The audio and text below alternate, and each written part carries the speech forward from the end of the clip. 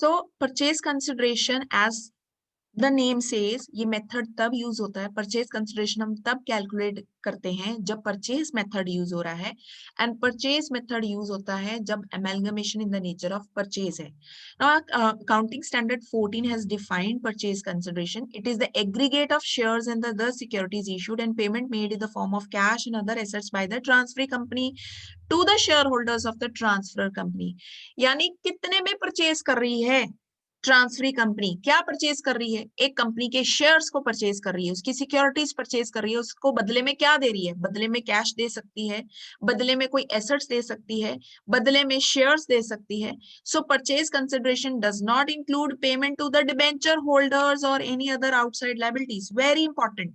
जब हम purchase consideration की बात कर रहे हैं, यानी ट्रांसफर कंपनी फोकस कर रही है सिर्फ शेयर्स पे, सिर्फ शेयर्स पे एंड सिक्योरिटीज पे जो ट्रांसफर कंपनी की वो परचेज कर रही है.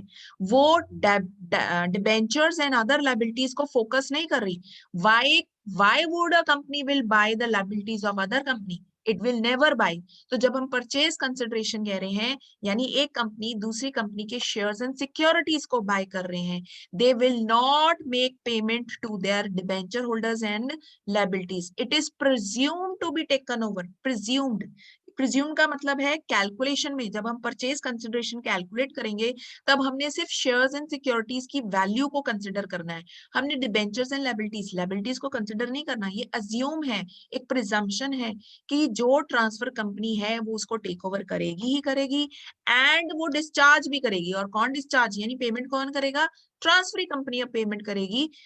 नाउ नेक्स्ट क्वेश्चन जो राइज होता है, ये जो परचेज हो रही है शेयर्स एंड सिक्योरिटीज, ये किस अमाउंट पे परचेज होंगे? वो है fair value. Fair value estimate किया जाता है.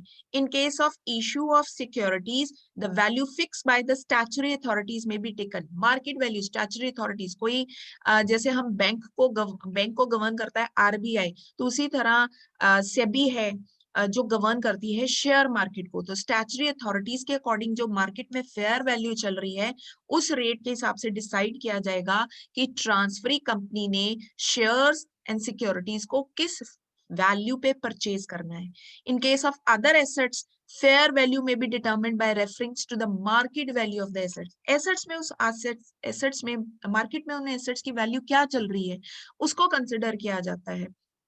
कई केसेस में अगर मार्केट वैल्यू आपको नहीं दी हुई क्वेश्चन में, तब हम बुक वैल्यू कंसिडर करते हैं.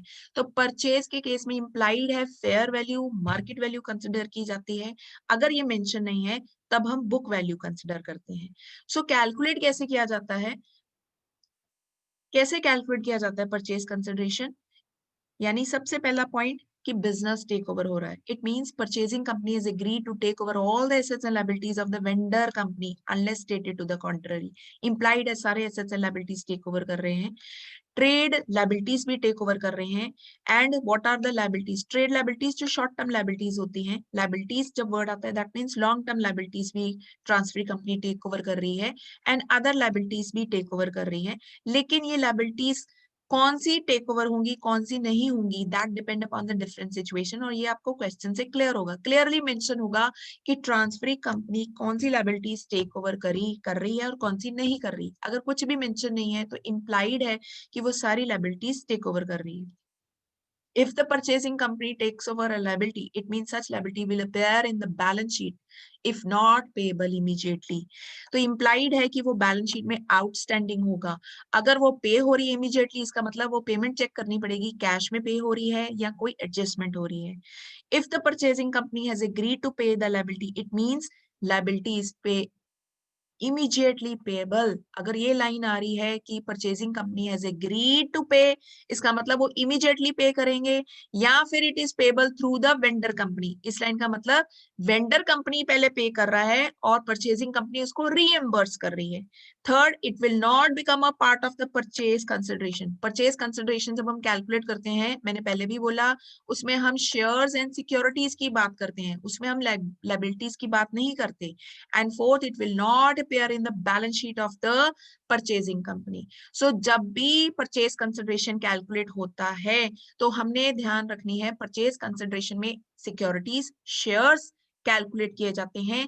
Debenture holders and other liabilities बीच में इंक्लूड नहीं की जाती क्योंकि वो इम्प्लाइड है, वो टेक ओवर हो रही है। लेकिन अगर क्वेश्चन में ये वर्ड आया है the purchase company is taking over the liability, तो हमने ये चीज क्लियर करनी है क्वेश्चन पढ़ के कि ये word I had agreed to pay the liability. Whenever this word is there, that means वो immediately pay हो रहे हैं या फिर वेंडर के थ्रू पे कर रहे हैं और परचेज कंपनी उसको रीइंबर्स कर रही है। और परचेज कंसिडरेशन में हमने इसको इंक्लूड नहीं करना, हमने लायबिलिटीज को इंक्लूड नहीं करना, ना ही इसको बैलेंस शीट में लिखना है क्योंकि ये इमीडिएटली पे हो गई है। अब पेमेंट थ्रू कैश हुई है तो इमीडिएटली पेमेंट, थ्रू वेंडर हुई है तो फिर हम पहले वेंडर का नाम लिखेंगे और उसके बाद उसको रीइंबर्स करेंगे।